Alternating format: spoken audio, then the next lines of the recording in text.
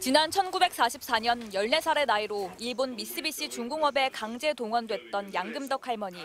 정부 배상안에 대해 동양처럼 주는 돈이라며 단호한 어조로 거부했습니다. 잘못한 사람한테 일본한테 받아야지. 일본한테 받아야지. 왜 동양에서는 안 받으랍니다. 그래. 정부가 발표한 제3자 변제 방식은 제대로 된 사죄가 아니라고도 했습니다. 그렇게 해서는 사죄라고 볼 수가 없지요. 잘못한 사람 따로 있는데 절대 그렇게 해서는 안 된다고 봅니다. 친일 굴욕 외교 당장 중단하라! 강제동원 피해자들을 지원하는 단체들도 국가가 일본 전범기업에 완벽한 면죄부를 줬다며 강도 높게 비난했습니다. 울산 외격이 일본의 강압에 의해 외교권을 박탈당한 것이라면 이번에는 대한민국 정부 스스로 저국민에 대한 외교 보호권을 포기한 것이다. 지원단체들은 피해자와 유족 등 원고 15명 가운데 절반도 안 되는 숫자만이 정부 안에 긍정적인 것으로 확인했다고 밝혔습니다. 특히 양 할머니를 포함해 생존한 고령 피해자 3명은 모두 반대 의사를 분명히 밝혔다고 전했습니다.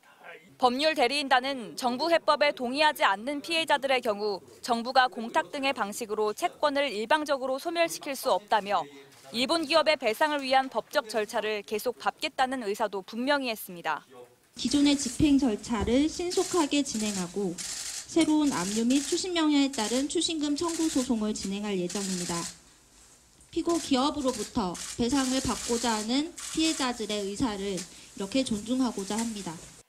피해자와 지원단체들이 추가 법률 대응에 대규모 반대 운동까지 잇따라 예고하면서 정부와의 갈등이 장기화될 조짐마저 보이고 있습니다.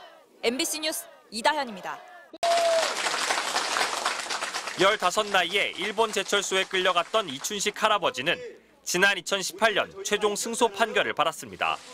1997년 일본 법원에서 첫 소송을 낸 뒤 무려 21년이나 걸렸습니다. 함께 싸움을 시작했던 동료 3명은 모두 세상을 떠났습니다. 그 과정은 험난했습니다. 일본 법원은 3심 내내 한일 청구권 협정으로 다 끝난 일이라는 말만 되풀이했습니다.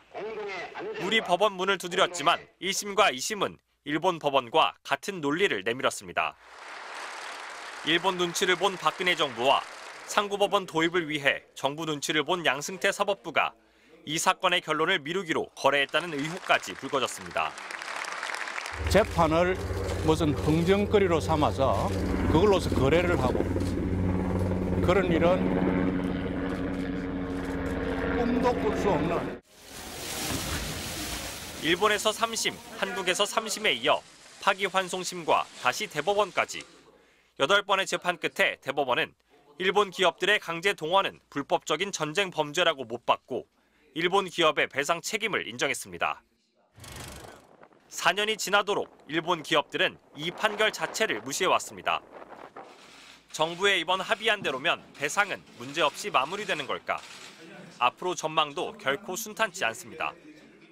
외교부는 법적 검토를 거쳤다고 밝혔는데 제3자가 대신 손해배상을 할 수 있다고 한 민법 조항을 언급한 것으로 보입니다. 문제는 피해 당사자가 허락할 때만 가능하다는 점입니다. 한국 정부의 해법안에 대해서 피해자들이 동의하느냐, 반대하느냐, 사실 이제 그게 중요한 쟁점이겠죠. 일부 피해자가 배상을 받아들인다 해도 이미 상당수는 거부 입장을 밝힌 상태입니다. 정부는 당사자가 거부하면 배상금을 공탁, 즉 법원에 맡겨둘 방침인데 피해자들은 이조차 2차 가해라며 무효 소송으로 맞서겠다고 예고했습니다. 현재 진행 중인 강제동원 소송은 약 70건, 피해자와 유족 등 원고는 1000명이 넘습니다. 판결이 확정될 때마다 당사자가 정부 재단의 배상금 대납에 동의할지 여부를 두고 갈등과 반발이 반복될 것으로 예상됩니다. MBC 뉴스 정상빈입니다. 정부가 제시한 제3자 변제 방식의 강제동원 피해 배상에 대해 야권은 굴욕적인 합의라고 일제히 비판했습니다. 더불어민주당은 오늘 발표한 방안이 일본의 진정한 사죄와 배상을 요구하는 피해자들을 짓밟는 2차 가해라고 규정했습니다. 조선시대 병자호란 당시 인조가 청나라 태종에게 무릎을 꿇고 굴욕적으로 항복한 삼전도 굴욕에 버금가는 외교 참사라고 말했습니다.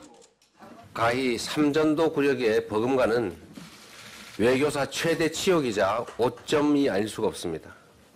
대통령에게 묻습니다. 도대체 이 정부는 어느 나라 정부입니까?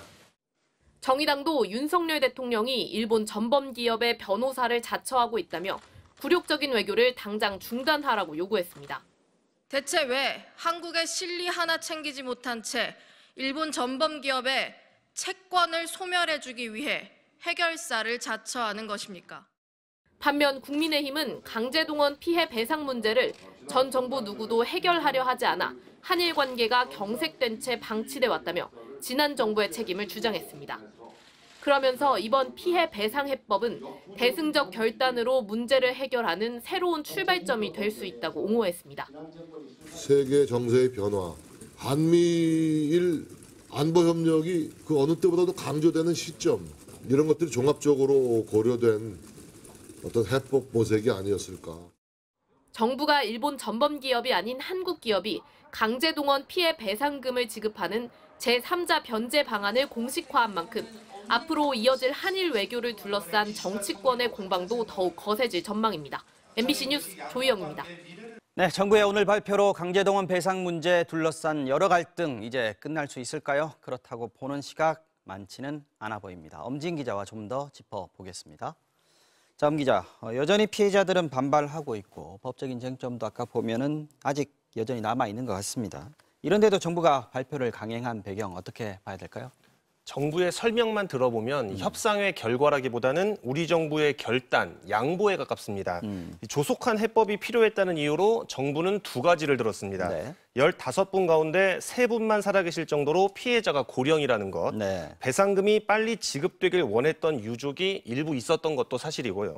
또 북한에 대한 공동 압박, 그리고 중국 견제를 위한 미국의 인도태평양 전략에 한국과 일본이 빨리 손을 잡아야 하는 이른바 공조가 시급했다는 겁니다. 거기에는 이제 미국 요구도 반영이 된 것 같은데, 하지만 윤석열 대통령 본인의 어떤 정치적인 판단이 컸던 거 아니겠습니까? 네, 그렇습니다. 정치를 시작하겠다고 한 순간부터 최근까지 윤석열 대통령의 발언을 보면 한일 관계를 대하는 일관된 흐름이 있습니다. 네. 직접 들어보겠습니다. 네. 외교는 실용주의, 실사구시, 현실주의에 입각을 해야 되는데 어떤 그 이념 편향적인 죽창가를 부르다가 지금 여기까지 왔습니다. 민주당 정권의 집권 기간 동안에 너무 친중, 친북의 굴종 외교를 한 가운데 한미 관계, 한일 관계가 너무 많이 무너져서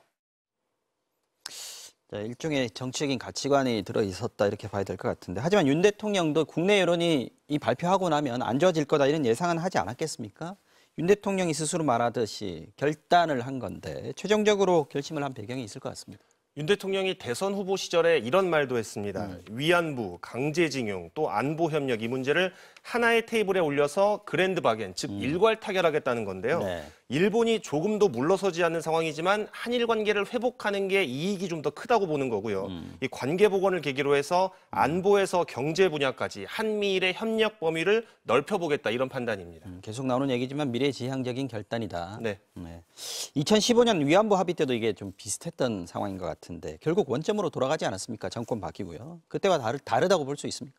박근혜 정부 당시의 위안부 합의도 피해자들의 나이, 한일 관계 회복이 명분이었습니다. 네. 정부가 화해치유재단을 통해서 간접 배상을 했고 이때는 일본 정부가 10억 엔을 냈습니다. 네. 다만 당시에도 일본은 법적 책임은 없다는 입장을 고수했거든요. 피해자들이 당연히 반발했고 후속 조치가 미비하면서 결국 문재인 정부 들어서 재단은 해산되고 원점으로 다시 돌아갔습니다. 맞습니다. 정부는 이때와 다르게 일본의 성의 있는 호응을 이끌어내고 피해자들을 한 분 한 분 설득하겠다 이런 입장이지만 이 피해자들의 동의 없이 결국 실패로 끝났던 전례가 반복되지는 않을지 지금은 기대보다는 솔직히 우려가 더 큰 상황입니다. 네, 엄진 기자 잘 들었습니다.